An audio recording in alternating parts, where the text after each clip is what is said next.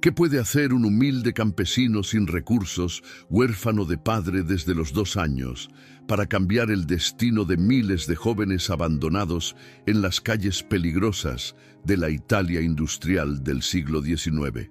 La respuesta la encontramos en la vida extraordinaria de San Juan Bosco, el sacerdote que revolucionó la educación católica con un método basado en el amor paternal, la razón y la religión.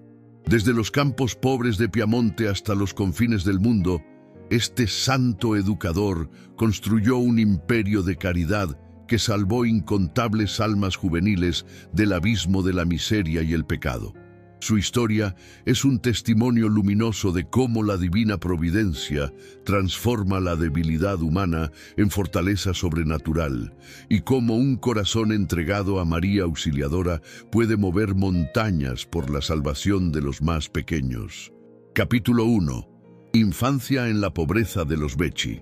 En una modesta casita de los Becci, pequeña aldea cerca de Castelnuovo d'Asti, nació el 16 de agosto de 1815, un niño que la providencia destinaba a ser padre de multitudes. Juan Melchor Bosco vino al mundo en el seno de una familia campesina marcada por la extrema pobreza, apenas 2 meses después de la derrota final de Napoleón en Waterloo. Su padre, Francisco Bosco, era un labrador honrado que trabajaba tierras ajenas, y su madre, Margarita Occhiena, una mujer de fe profunda y virtud heroica. La pequeña familia vivía en una habitación compartida de la casa Biglione, donde la miseria era tan grande que apenas alcanzaba el pan para cada día. La tragedia golpeó tempranamente el hogar de los Bosco cuando Juan tenía apenas 2 años. Francisco Bosco enfermó gravemente tras trabajar bajo la lluvia helada, y a pesar de los cuidados de Margarita, entregó su alma a Dios, dejando a la viuda con 3 hijos pequeños: Antonio, José y el pequeño Juan. La situación se tornó desesperante, pues las tierras debían seguir cultivándose y las bocas hambrientas no dejaban de crecer. Margarita, mujer de temple extraordinario, rechazó propuestas de nuevo matrimonio que habrían significado abandonar a sus hijos, prefiriendo confiar en la providencia divina y en su propio trabajo incansable. Esta decisión heroica moldearía profundamente el corazón del pequeño Juan, quien aprendió desde la cuna el significado del sacrificio materno. Los primeros años de Juan transcurrieron entre los campos y los establos, donde ayudaba en las labores según sus fuerzas infantiles. La familia vivía prácticamente de la caridad ajena y del trabajo extenuante de Margarita, quien cosía, lavaba ropa ajena y trabajaba la tierra desde el alba hasta el anochecer. Antonio, el hijo mayor del primer matrimonio de Francisco, tenía un temperamento difícil y veía con malos ojos cualquier intento de educar a sus hermanos menores, considerándolo un desperdicio de recursos. Esta tensión familiar se convertiría en una cruz pesada para Juan, quien desde niño manifestaba un deseo insaciable de aprender y una inclinación natural hacia las cosas de Dios. Sin embargo, la oposición de Antonio era férrea. Los campesinos nacían para la tierra, no para los libros. A pesar de las circunstancias adversas, el pequeño Juan demostraba cualidades extraordinarias que no pasaban desapercibidas en la aldea.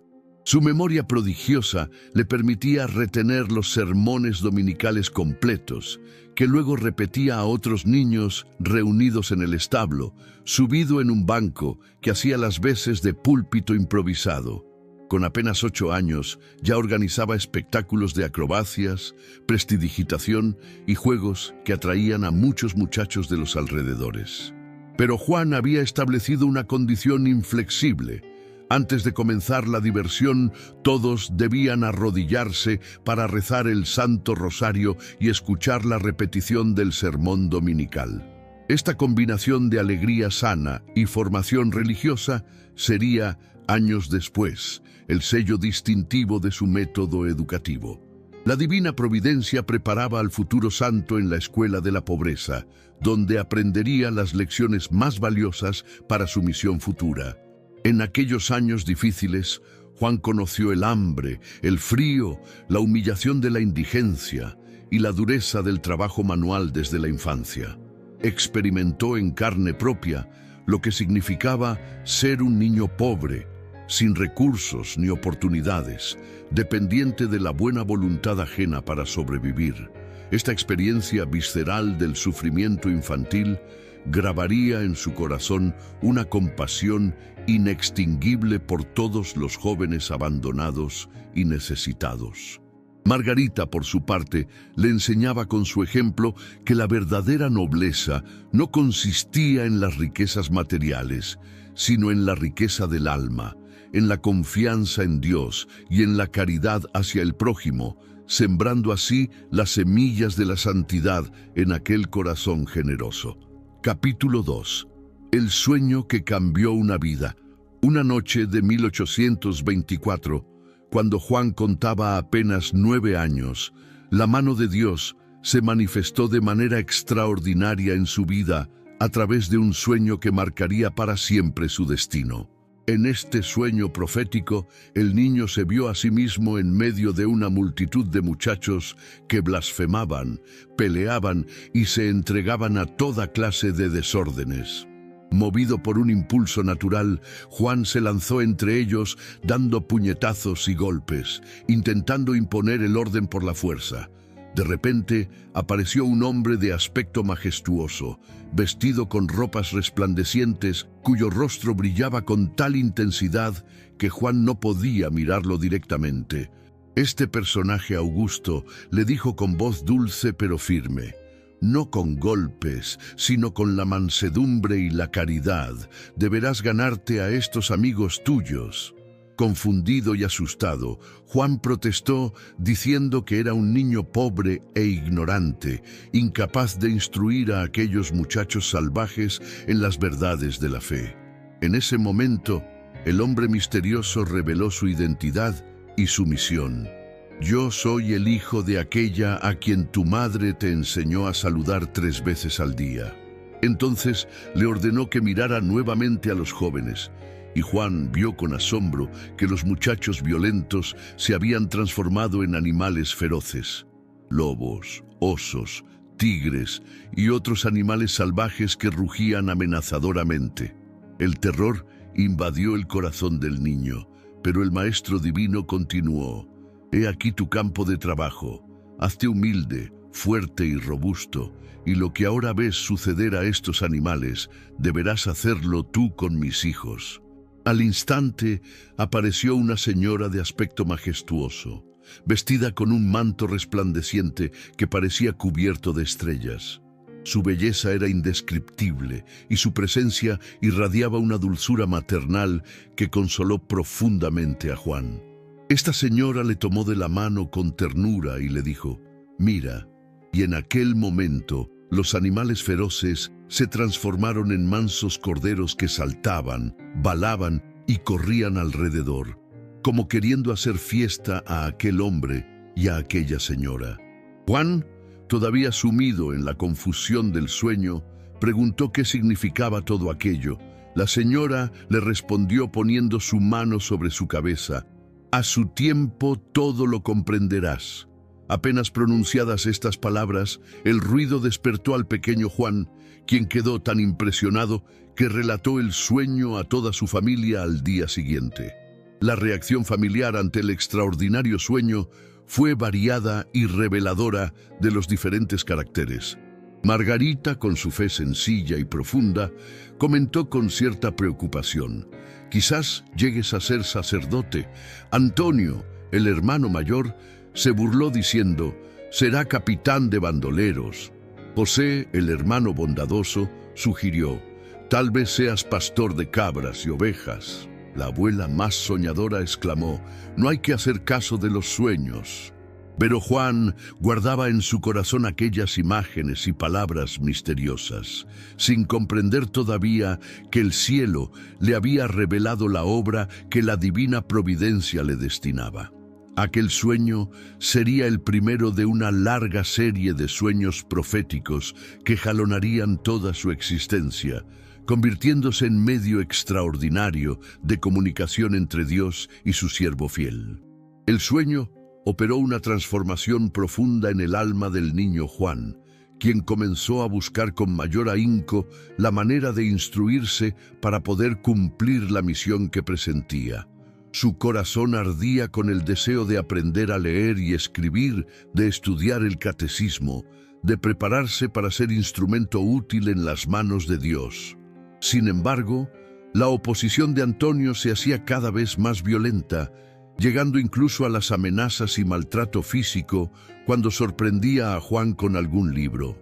La tensión en el hogar se volvió insostenible, hasta que Margarita, con dolor en el corazón, pero con sabiduría maternal, tomó la decisión de enviar a Juan a vivir temporalmente con otras familias donde pudiera trabajar y quizás encontrar alguna oportunidad de instrucción. Así comenzó para el joven Bosco un período de peregrinación laboral que, lejos de apartarlo de su vocación, la fue fortaleciendo día a día. Durante estos años itinerantes, Juan trabajó como pastor, criado de granja, ayudante de herrero, mozo de cuadra y aprendiz de sastre, entre otros oficios. Cada experiencia laboral le enseñaba habilidades prácticas que más tarde emplearía en la educación de sus jóvenes, pero sobre todo le mantenía en contacto directo con la clase trabajadora y sus necesidades espirituales. En cada lugar donde trabajaba, Juan encontraba tiempo para reunir a otros jóvenes, enseñarles oraciones, contarles historias sagradas y organizar honestos entretenimientos. Aunque las burlas y persecuciones no faltaban, el fuego interior que había encendido aquel sueño misterioso no se apagaba. La semilla plantada por el cielo en aquella noche memorable iba germinando lentamente, preparándose para dar fruto abundante en la viña del Señor, donde miles de almas juveniles esperaban la mano salvadora de este futuro Padre y Maestro de la juventud. Capítulo 3. Formación sacerdotal y primeros pasos. La posibilidad de realizar estudios formales pareció abrirse providencialmente cuando Juan, a los 15 años, conoció al sacerdote don José Caloso en la fiesta patronal de Butigliera. Este venerable anciano, párroco de Murialdo, quedó impresionado por la inteligencia y piedad del joven campesino y generosamente se ofreció a instruirlo sin cobrar nada. Durante casi un año, Juan caminaba diariamente 6 kilómetros de ida y 6 de vuelta entre los Becchi y Murialdo, estudiando con aprovechamiento extraordinario gramática latina, humanidades y retórica bajo la guía del bondadoso sacerdote. Fue un tiempo de felicidad inmensa, pues finalmente podía saciar su sed de conocimiento mientras profundizaba en las ciencias sagradas. Sin embargo, la muerte repentina de don Caloso en noviembre de 1830 truncó abruptamente esta oportunidad, sumiendo a Juan en la más honda tribulación y dejándolo nuevamente sin medios para continuar su formación. La providencia divina, que nunca abandona a quienes confían en ella, dispuso entonces que Juan fuera acogido en Castelnuovo por un generoso sastre llamado Roberto. Este hombre piadoso le ofreció techo, comida y la posibilidad de asistir a la escuela municipal mientras trabajaba en su taller de costura. Juan se aplicó con ardor al estudio de las humanidades, destacándose rápidamente entre sus compañeros por su memoria prodigiosa y su capacidad de trabajo. Simultáneamente, aprendió el oficio de sastre con tal perfección que más tarde confesaría: si no hubiera sido sacerdote, habría sido un excelente sastre. Esta habilidad manual, junto con tantas otras que había adquirido en sus años de trabajo, le serviría enormemente en su futura obra educativa, pues comprendía por experiencia propia la importancia de dotar a los jóvenes pobres de un oficio honrado que les permitiera ganarse la vida dignamente. En 1835, A los 20 años de edad, Juan Bosco pudo finalmente ingresar en el seminario de Chieri gracias a la ayuda económica de varios bienhechores que reconocieron su vocación auténtica. La vida seminaria fue para él un tiempo de prueba y purificación espiritual intensa. La pobreza extrema le obligaba a vestir una sotana remendada innumerables veces, a vivir en una celda helada sin calefacción y a soportar el hambre frecuente que disimulaba con admirable alegría.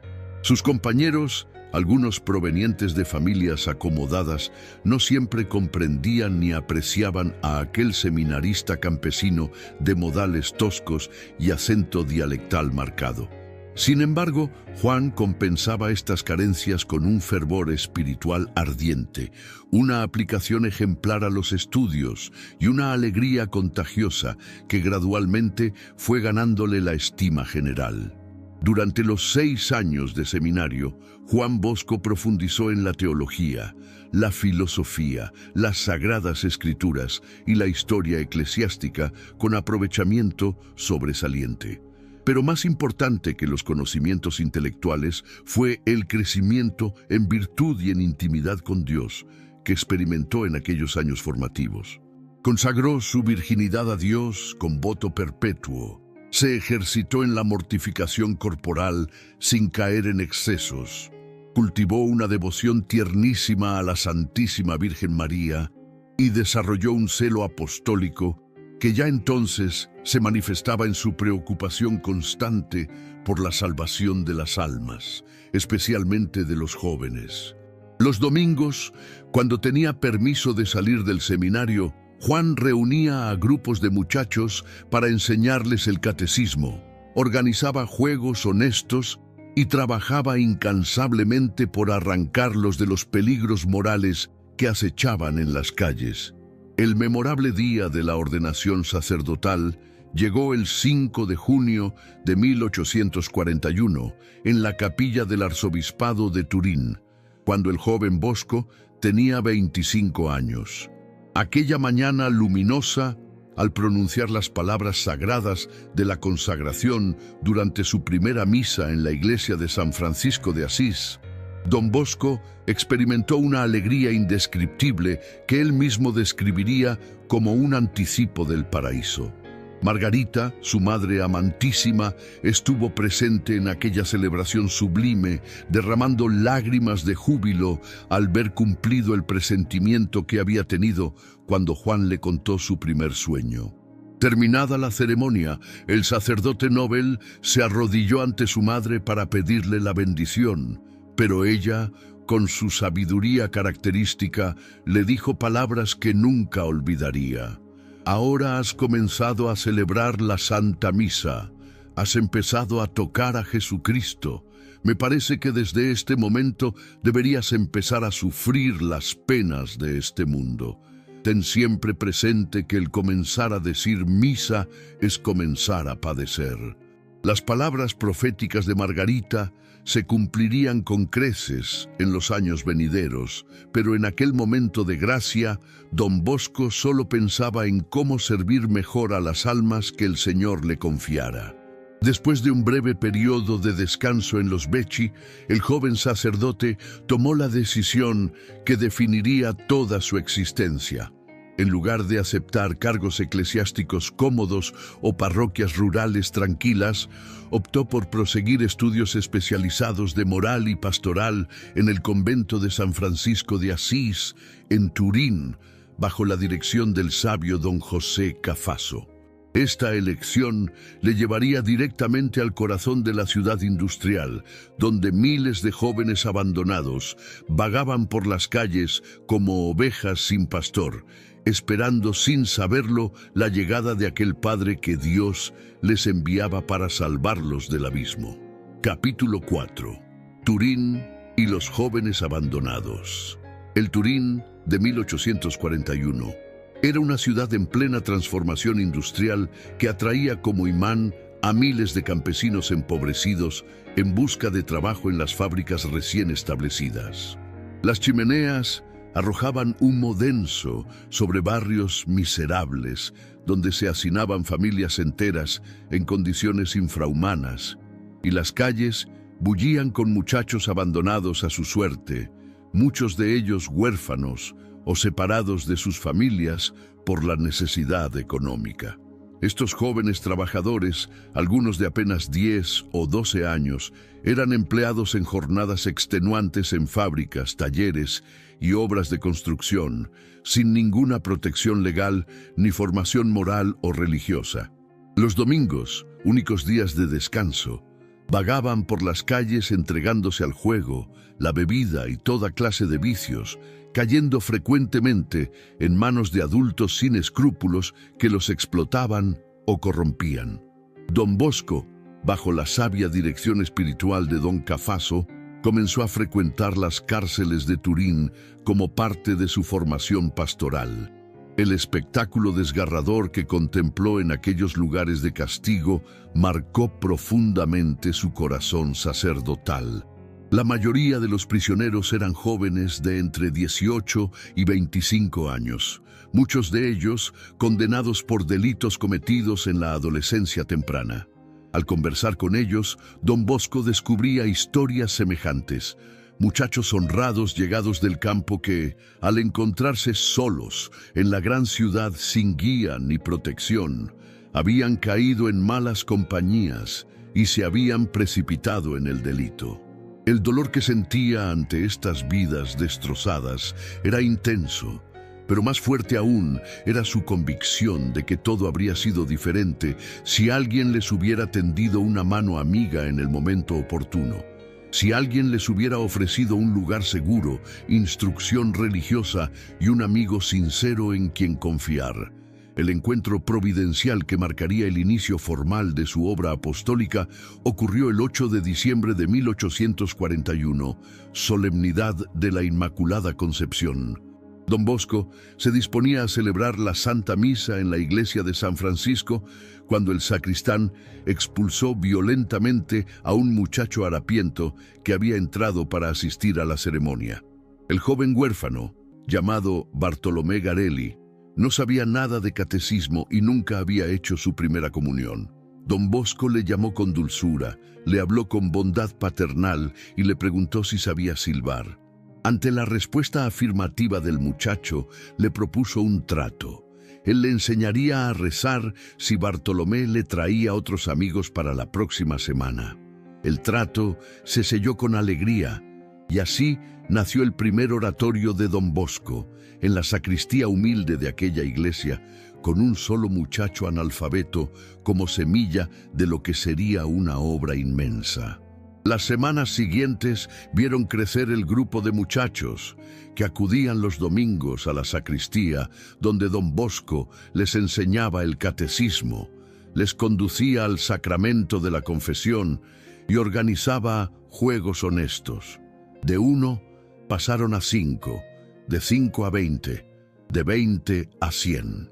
La alegría y el amor con que el joven sacerdote trataba a estos muchachos abandonados atraía irresistiblemente a más y más jóvenes que encontraban en él no solo un maestro de religión, sino un verdadero padre que se interesaba genuinamente por sus vidas, sus problemas, sus necesidades materiales y espirituales.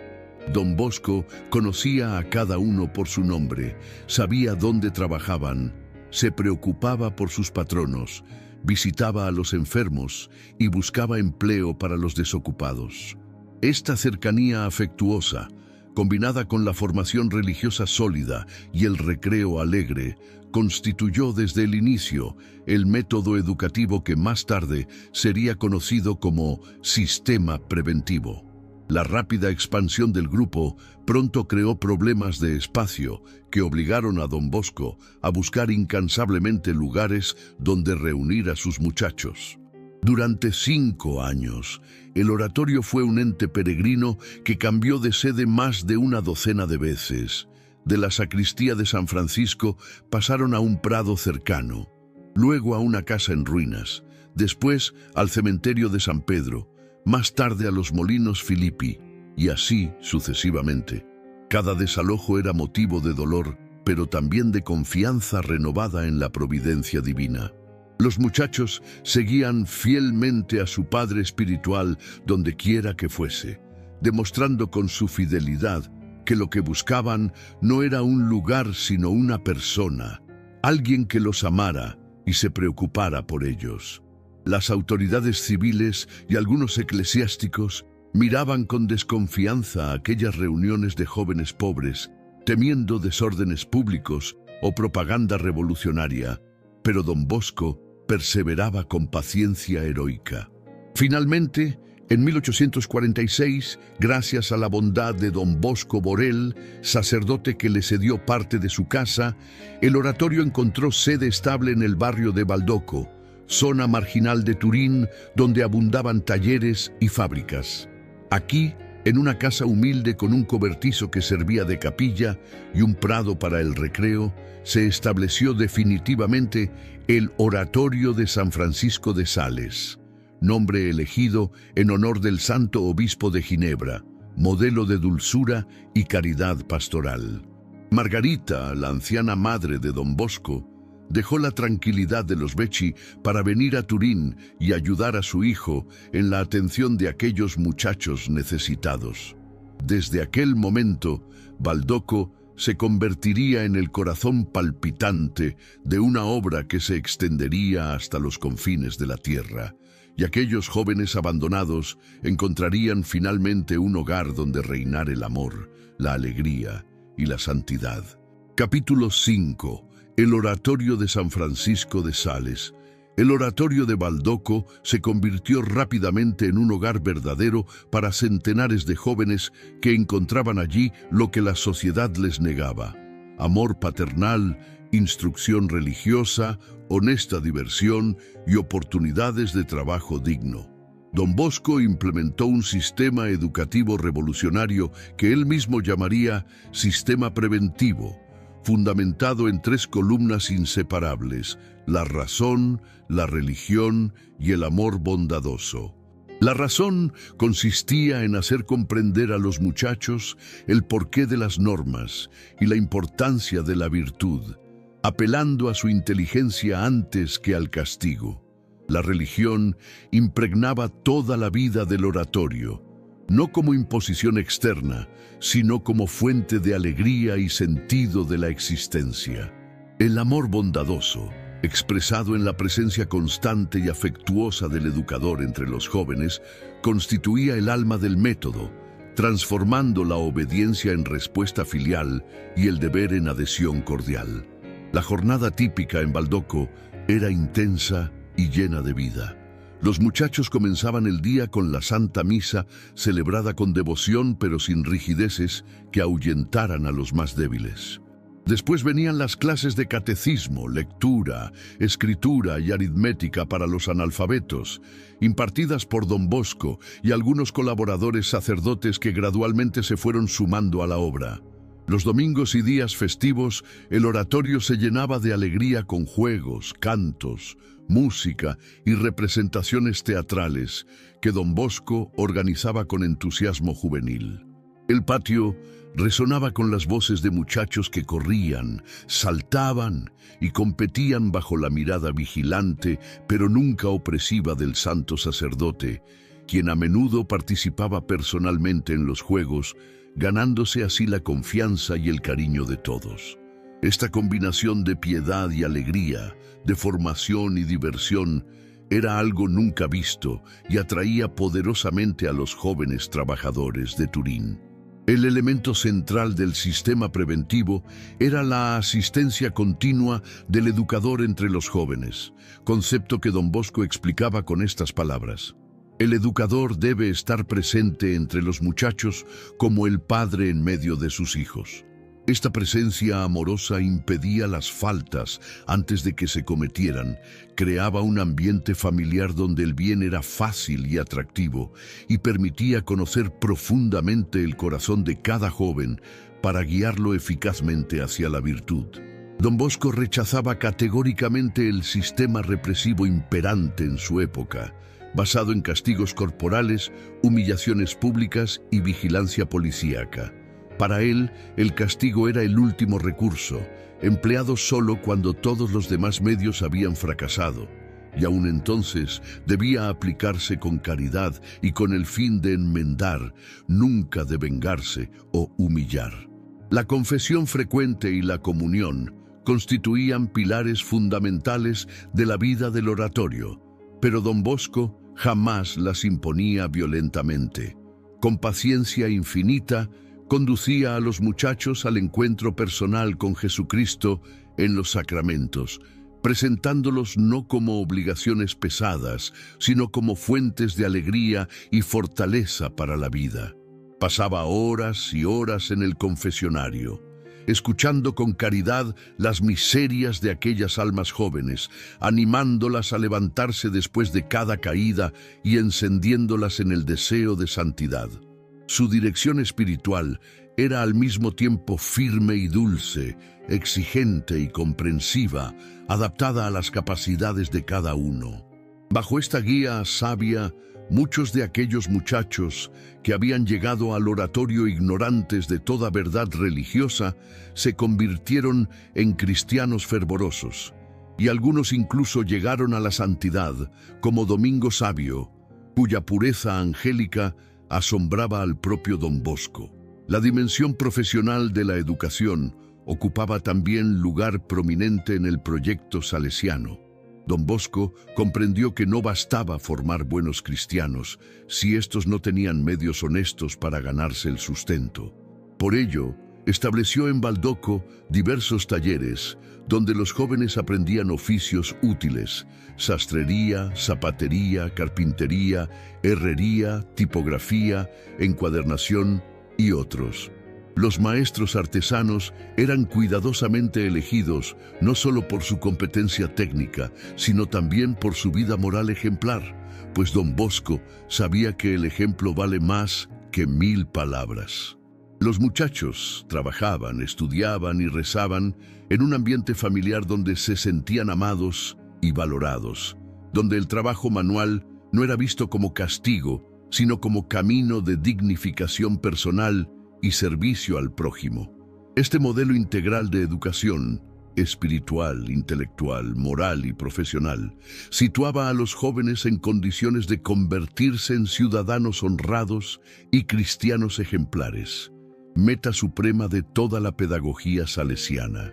La vida en el oratorio no estaba exenta de dificultades y pruebas. La pobreza extrema era constante.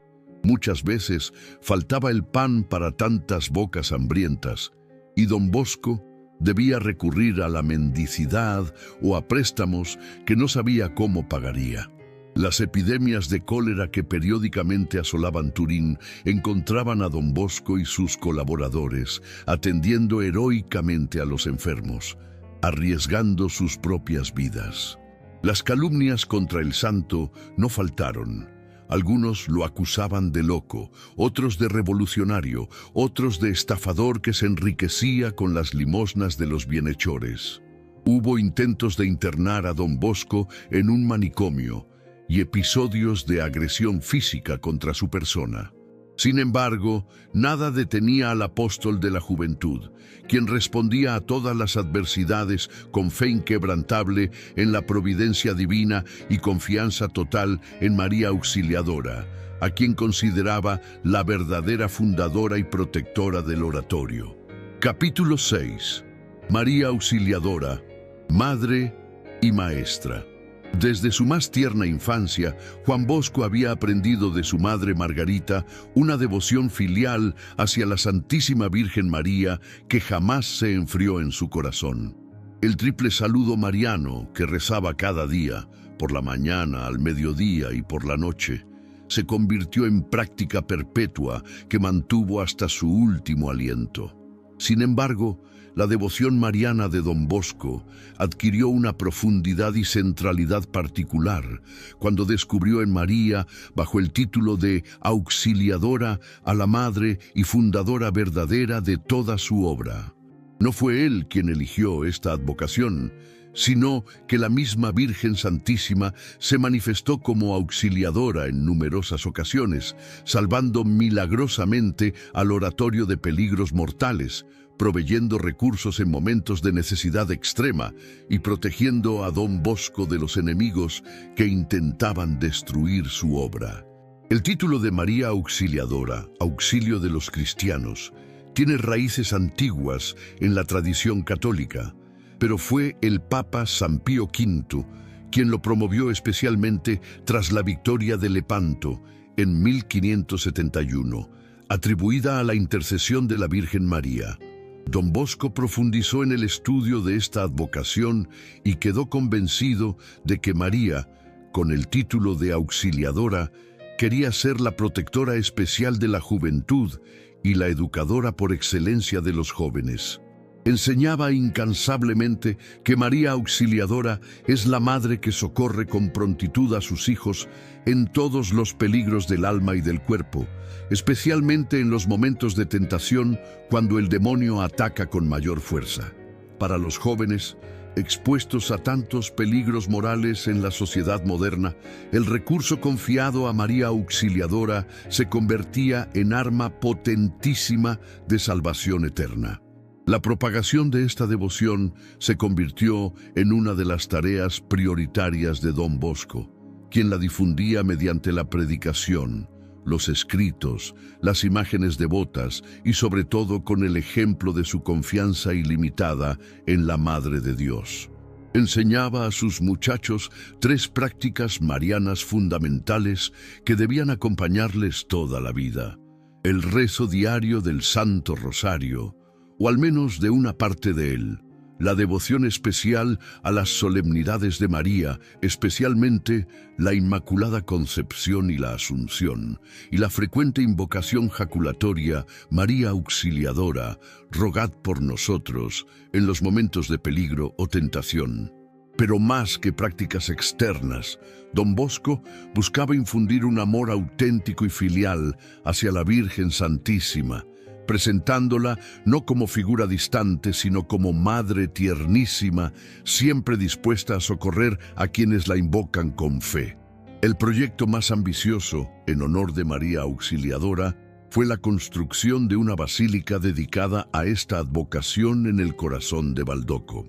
En 1863, cuando apenas tenía recursos para mantener el oratorio y las obras ya existentes, Don Bosco anunció su intención de edificar un templo grandioso que fuera centro de devoción mariana y monumento de gratitud hacia la Auxiliadora. Las burlas no se hicieron esperar. ¿Cómo pretendía un pobre sacerdote sin recursos construir una basílica? Don Bosco respondía con sencillez: María Auxiliadora misma proveerá los medios. Yo solo soy el obrero que ejecuta su voluntad. Y efectivamente, mediante limosnas pequeñas de innumerables devotos, donaciones providenciales y algunos hechos verdaderamente milagrosos, la magnífica basílica se fue levantando piedra sobre piedra hasta su consagración solemne el 9 de junio de 1868. La devoción a María Auxiliadora produjo frutos espirituales abundantísimos en el oratorio y en toda la obra salesiana.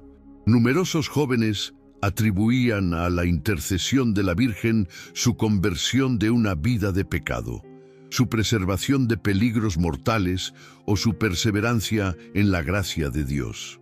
Don Bosco recopilaba cuidadosamente estas gracias y las publicaba para edificación de los fieles y para estimular la confianza en el poder intercesor de María. Entre los milagros más notorios atribuidos a la Auxiliadora estaban curaciones instantáneas de enfermedades graves, conversiones súbitas de pecadores endurecidos y provisiones económicas llegadas exactamente cuando la necesidad era más apremiante. Estos signos visibles fortalecían la fe de todos y confirmaban que verdaderamente María se había constituido en madre y fundadora de la obra salesiana.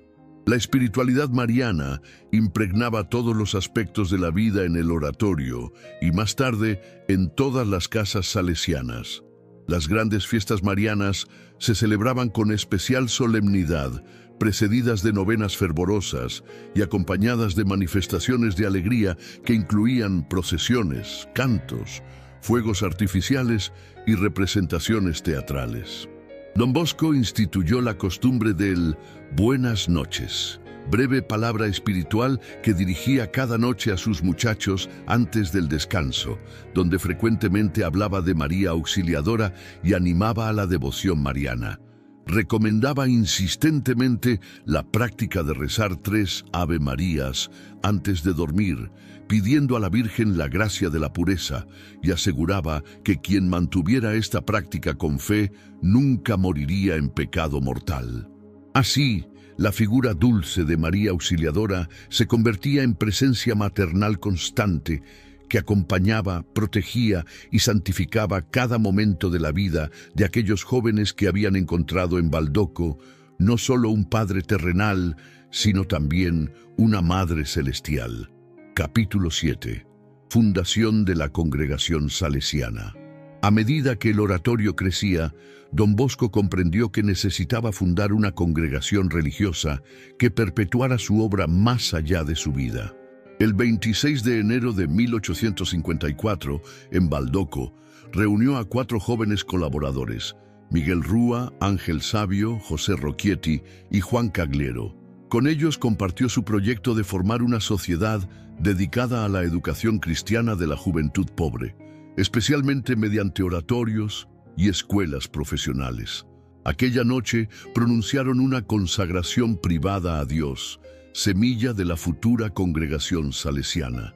Los primeros años fueron difíciles. Las autoridades eclesiásticas desconfiaban de este nuevo instituto, que no seguía los moldes tradicionales, sin hábito distintivo, sin oficio divino en coro, permitiendo a sus miembros salir libremente para el apostolado. Don Bosco tuvo que defender su proyecto demostrando que la vida religiosa podía adaptarse a las necesidades de los tiempos sin perder su esencia de consagración total a Dios.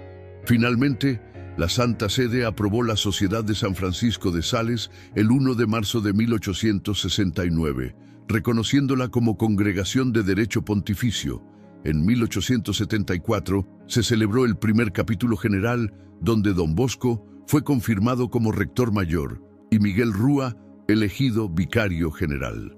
El carisma salesiano quedó definido en las constituciones: vivir y trabajar por la salvación de las almas juveniles mediante el sistema preventivo fundamentado en la razón, la religión y el amor bondadoso. Los salesianos se comprometían a ser educadores viviendo entre los jóvenes como padres amorosos, formando buenos cristianos y honrados ciudadanos. La expansión fue rapidísima. De Baldoco brotaron fundaciones en Mirabello, Lanzo, Borgo San Martino y muchas otras ciudades italianas.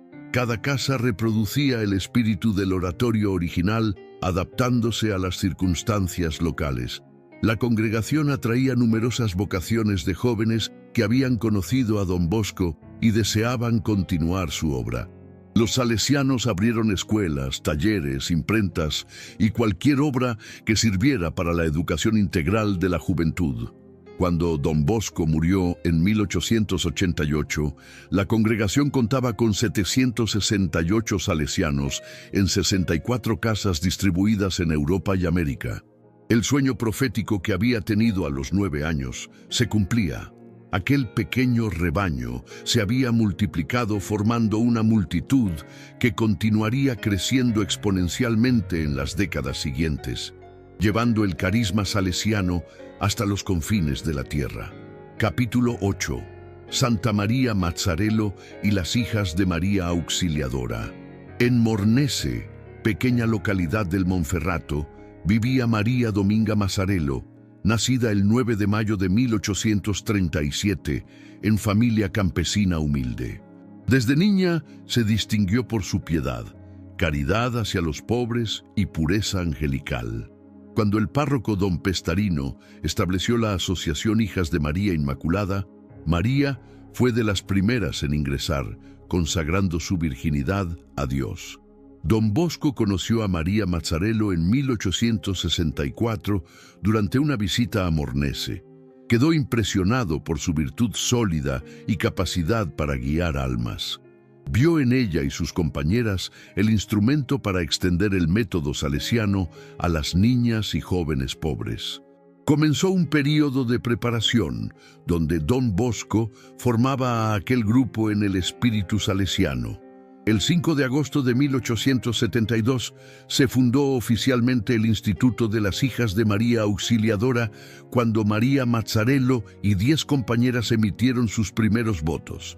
Don Bosco presidió la ceremonia explicándoles su misión: ser para las niñas lo que los salesianos eran para los muchachos. María Mazzarello fue elegida superiora general, cargo que ejerció hasta su muerte en 1881. Santa María Mazzarello estableció talleres donde las muchachas aprendían labores domésticas, costura y bordado, mientras recibían formación moral y espiritual. El ambiente era familiar y alegre, reproduciendo Baldoco con delicadeza femenina. Su virtud se manifestaba en profunda humildad, caridad ardiente, obediencia filial a Don Bosco y confianza ilimitada en María Auxiliadora. Murió el 14 de mayo de 1881, consumida por un tumor. Sus últimas palabras fueron: «Qué hermosas son nuestras santas reglas, observémoslas bien». Don Bosco declaró: «Sor María Mazzarello era una santa». La Iglesia la beatificó en 1938 y canonizó en 1951, ejemplo luminoso de santidad en la vida ordinaria vivida con amor heroico a Dios y al prójimo. Capítulo 9. Milagros y dones extraordinarios.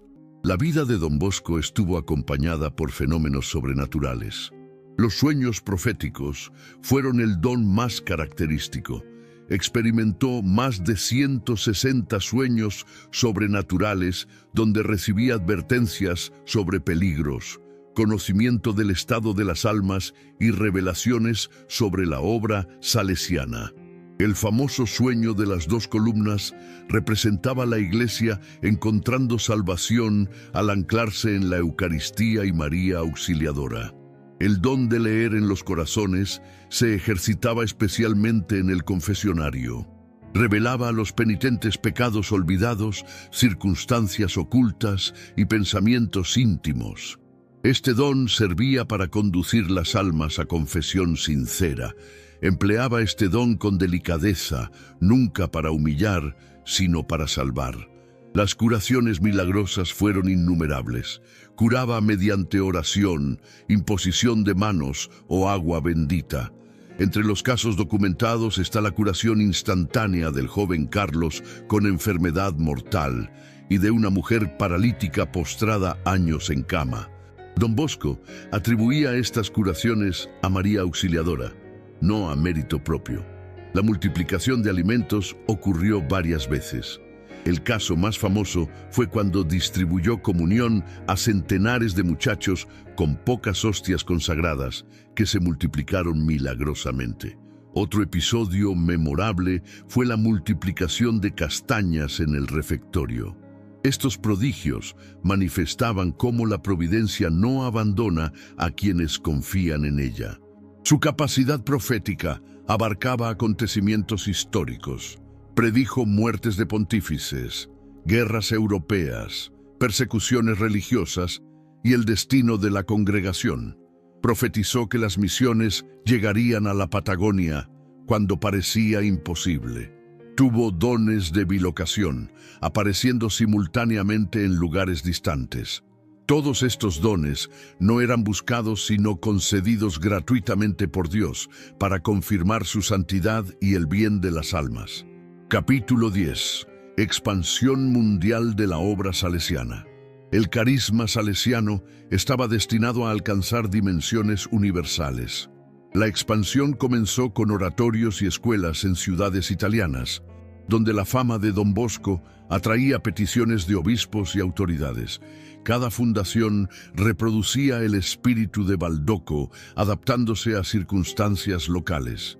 El salto misionero ocurrió en 1875, cuando Don Bosco envió la primera expedición a Argentina.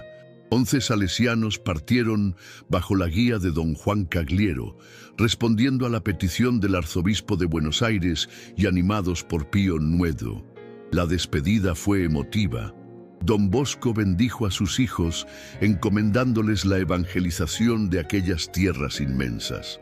La misión argentina inició una expansión que alcanzó Uruguay, Brasil, Chile, Ecuador y otros países. Los salesianos establecieron oratorios en grandes ciudades para jóvenes inmigrantes. La obra más heroica fue evangelizar la Patagonia y Tierra del Fuego. Don Cagliero, consagrado obispo y vicario apostólico, penetró con misioneros en aquellas tierras heladas. Aprendieron lenguas nativas y convivieron con indígenas, ganándose su confianza mediante amor desinteresado. La expansión europea continuó con fundaciones en Francia, España, Inglaterra, Austria, donde las circunstancias creaban masas de jóvenes necesitados. Las hijas de María Auxiliadora establecían colegios e internados complementando la obra. Don Bosco, anciano y enfermo, realizó viajes extenuantes recogiendo fondos y reclutando vocaciones. Su palabra encendida conmovía corazones. Su santidad atraía conversiones. Cuando murió en 1888, la congregación tenía 768 religiosos en 64 casas en Italia, Francia, España, Inglaterra, Argentina, Uruguay, Brasil y Chile. Las hijas de María Auxiliadora sumaban 393 religiosas en 50 casas. En el centenario de su muerte, 1988, los salesianos superaban 17.000 miembros en 114 países, atendiendo millones de jóvenes. El árbol plantado en Baldoco había crecido hasta bosque inmenso, cumpliendo la profecía del sueño de sus 9 años. Capítulo 11. Últimos años y Santa Muerte. Los últimos años fueron calvario de sufrimientos físicos soportados con paciencia heroica. Desde 1870 padeció reumatismo deformante, úlceras en piernas, debilidad extrema y fiebres recurrentes. Los médicos ordenaban reposo, pero Don Bosco continuaba confesando, atendiendo correspondencia, recibiendo visitantes y supervisando las obras salesianas. En 1883 sufrió colapso, que lo tuvo al borde de la muerte.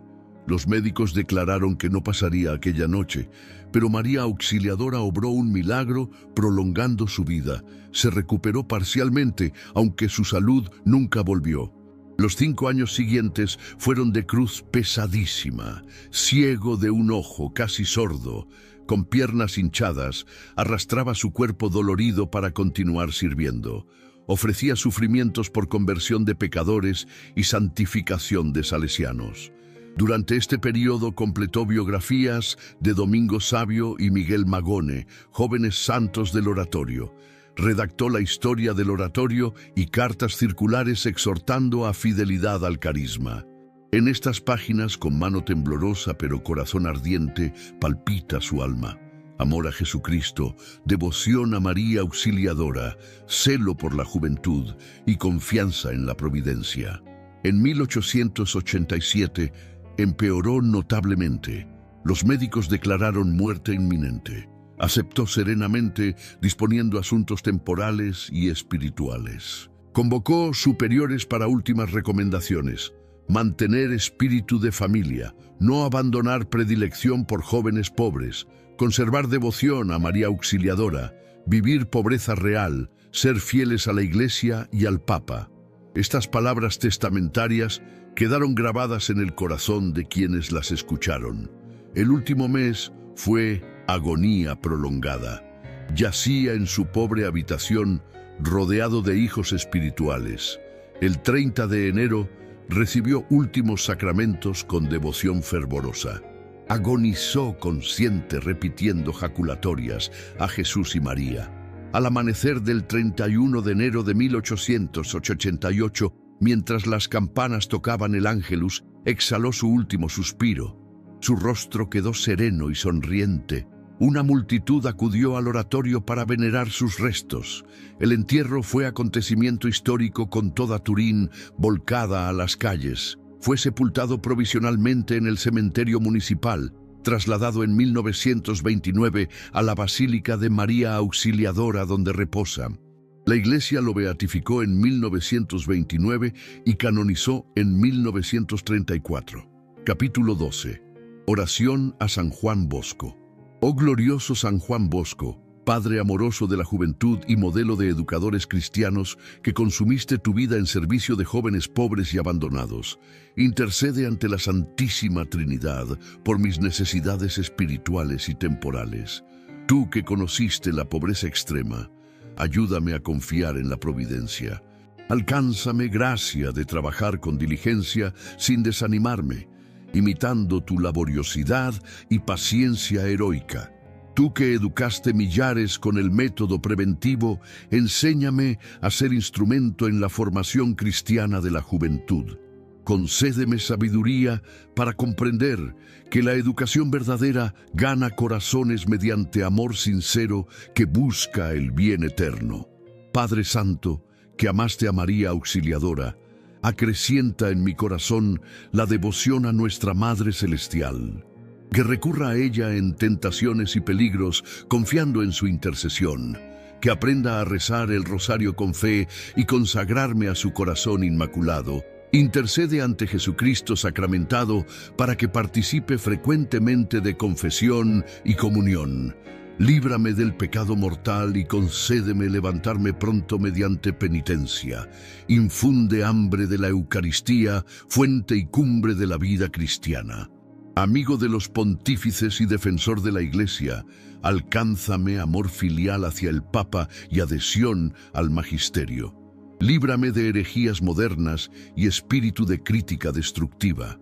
Te ruego por los jóvenes de nuestro tiempo que enfrentan peligros inmensos: pornografía, drogas, materialismo, relativismo moral. Protégelos y suscita numerosos educadores salesianos que continúen tu obra. Intercede por salesianos y hijas de María Auxiliadora del mundo para que permanezcan fieles al carisma. Que nunca abandonen predilección por jóvenes pobres. Conserven espíritu de familia, vivan pobreza evangélica y trabajen por salvación de almas. Te encomiendo esta intención particular, mencionar gracia específica. Si conviene para mi santificación y gloria de Dios, alcánzamela mediante tu intercesión. San Juan Bosco, Padre de huérfanos, Maestro de ignorantes, amigo de pecadores, terror de demonios y gloria de la Iglesia, ruega por nosotros. Que por tu intercesión y méritos de Jesucristo alcancemos gracias para perseverar hasta la muerte y gozar eternamente de Dios en el cielo. Amén.